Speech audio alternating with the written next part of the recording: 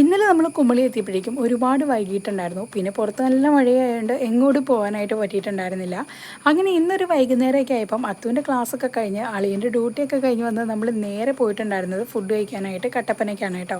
അതിനു മുമ്പ് അക്കച്ചിക്കുള്ള ചെരുപ്പ് നോക്കാനായിട്ട് ഈ ഒരു ഷോപ്പിൽ കയറിയിട്ടുണ്ടായിരുന്നു. അക്കച്ചിക്കുള്ള ചെരുപ്പും അതുപോലെ കുഞ്ഞിനുള്ള ഒന്ന് രണ്ട് ചെരുപ്പൊക്കെ നോക്കിയിട്ടുണ്ടായിരുന്നേ.